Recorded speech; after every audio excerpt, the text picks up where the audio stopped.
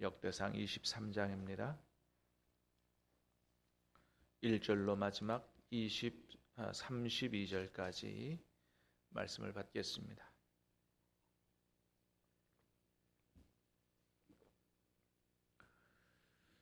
다윗이 나이가 많아 늙음에 아들 솔로몬을 이스라엘 왕으로 삼고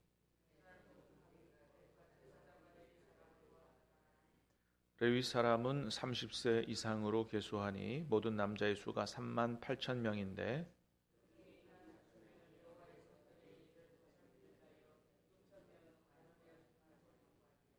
4,000명은 문지기요 4,000명은 그가 여호와께 찬송을 드리기 위하여 만든 악기로 찬송하는 자들이라.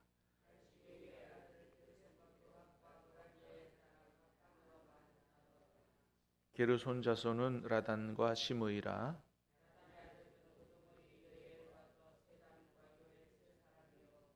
시므이의 아들들은 슬로밋과 하시엘과 하란 세 사람이니 이는 라단의 우두머리들이며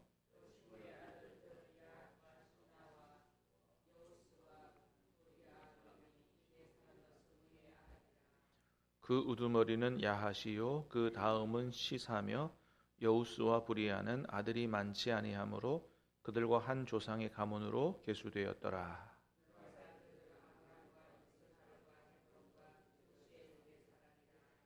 아브라함의 아들들은 아론과 모세이니 아론은 그 자손들과 함께 구별되어 몸을 성결하게 하여 영원토록 심히 거룩한 자가 되어 여호와 앞에서 분향하고 섬기며 영원토록 그 이름으로 축복하게 되었느니라. 모세의 아들은 게르솜과 엘리에셀이라. 엘리에셀의 아들들은 우두머리 르하랴라. 엘리에셀에게 이 외에는 다른 아들이 없고 르하랴의 아들들은 심히 많았으며 헤브론의 아들들은 우두머리 여리야와 둘째 아마랴와 셋째 야하시엘과 넷째 여감무함이며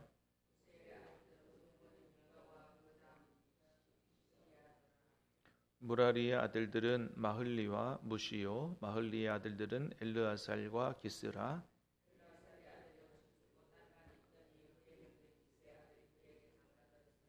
무시의 아들들은 마흘리와 에델과 여레못 세 사람이더라.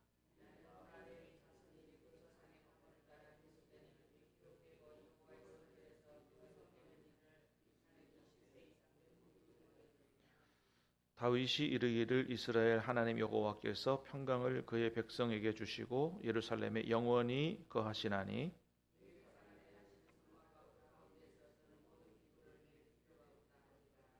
다윗의 유언대로 레위 자손이 20세 이상으로 계수되었으니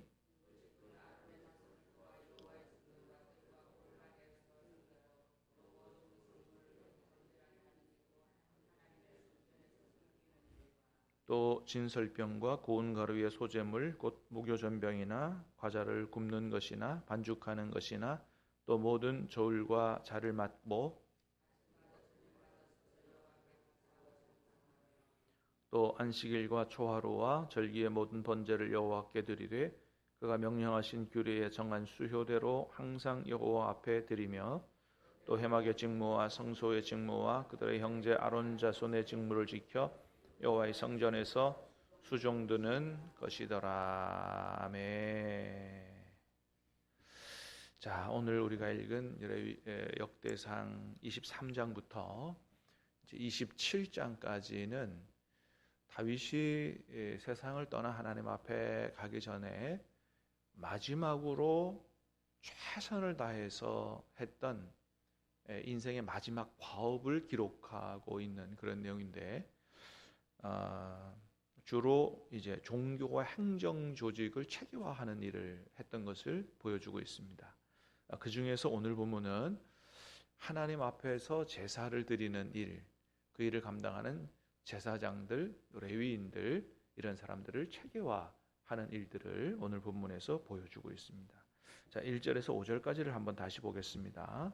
1절에서 5절 시작. 다윗이 나이가 많아 늙음에 아들 솔로몬을 이스라엘 왕으로 삼고 이스라엘 모든 방백과 제사장과 레위 사람을 모았더라. 레위 사람은 30세 이상으로 계수하니 모든 남자의 수가 3만 8천 명인데 그 중에 2만 4천 명은 여호와의 성전의 일을 보살피는 자요 6천 명은 관원과 재판관이요 4천 명은 그가 여호와께 찬송을 드리기 위하여 만든 악기로 찬송하는 자들이라.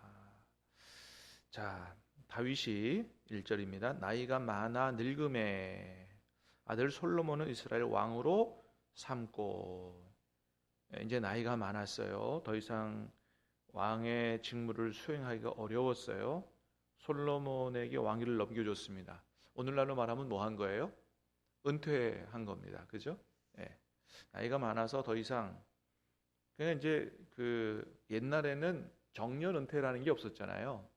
그러니까 웬만하면 하는 거거든요.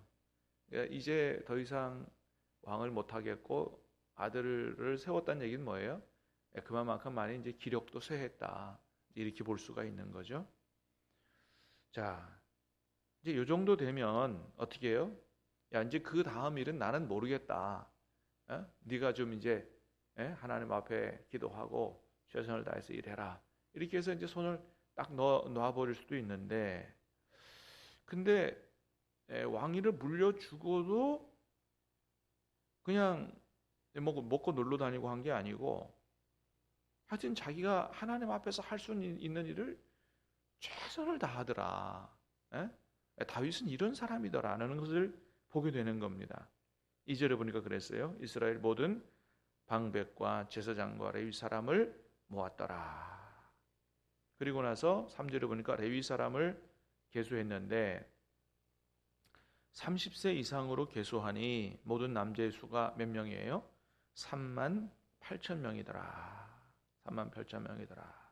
거기 이제 30세 이상으로 계수했다 그랬는데 오늘 본문의 24절에 보면 20세 이상으로 계수했다 그런 얘기가 나와요. 여러분 24절 한번 볼까요? 24절 시작.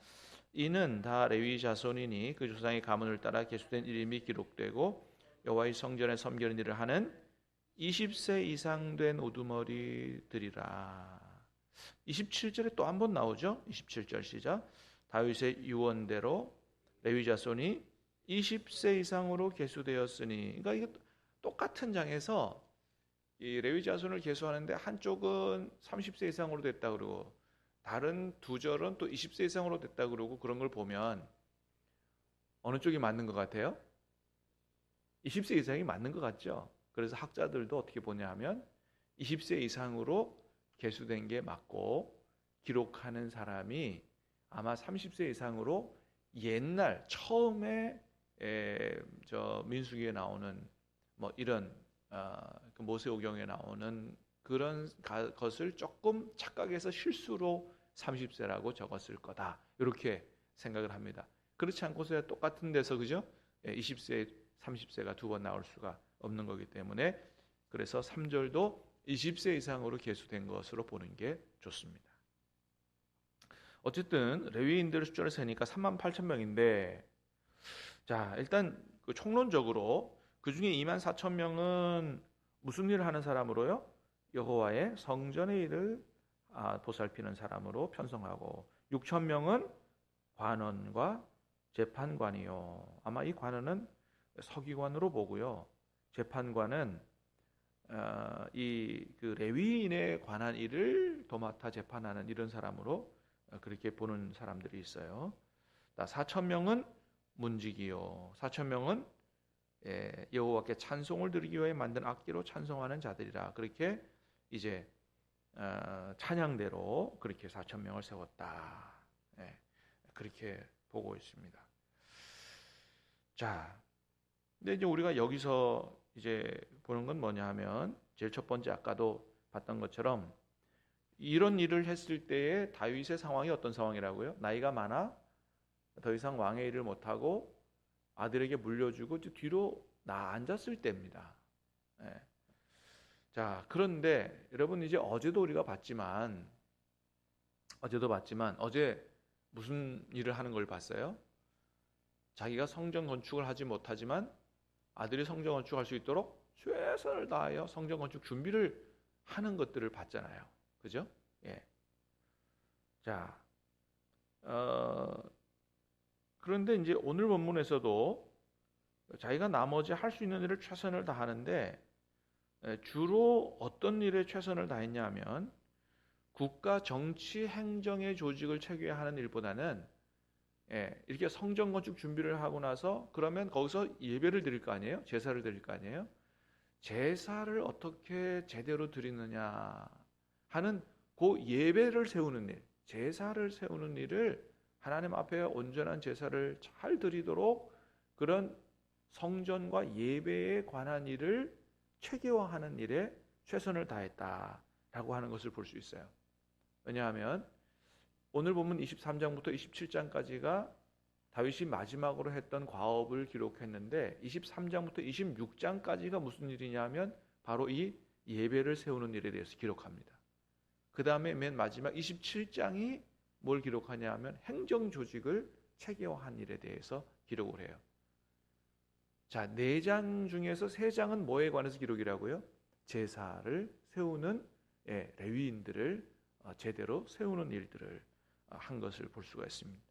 자, 이런 걸 보면 다윗이 생각할 때 자기가 왕으로 섬겼던 이 나라는 하나님 앞에서 어떤 나라가 되어야 되는 것을 다윗이 굉장히 중요하게 생각했다고 하냐면 국가가 정치나 행정, 군사적으로 이렇게 체계화된 나라이기보다 먼저 뭐예요? 하나님 앞에 예배를 잘 드리고 하나님을 경외하는 나라가 돼야 한다라는 생각을 아주 중요하게 가졌다, 크게 가졌다는 사실을 잘 보여줄 수 있습니다. 우리나라는 무엇보다도 하나님을 신실하게 잘 예배하고 경외하는 그런 나라가 돼야 된다. 그런 나라를 만들기 위해서 왕위에서 물러났어도 어떻게 해요? 그 성전과 예배를 세우는 일에 최선을 다해서 그렇게 일을 했다라는 걸 볼 수 있어요. 이런 다윗의 모습이 그 아들 솔로몬에게도, 어린 솔로몬에게도 이게 다 각인이 됐어요. 그래서 나중에 아들 솔로몬이 아버지에 대해서 평가하는 내용이 열왕기상 3장 6절에 나와요. 한번 같이 볼까요? 이거 대단히 중요한 말씀인데 한번 보겠습니다. 여러분, 열왕기상입니다. 솔로몬은 아버지 다윗을 어떻게 기억했을까? 구약성경 515면 열왕기상입니다. 3장 6절.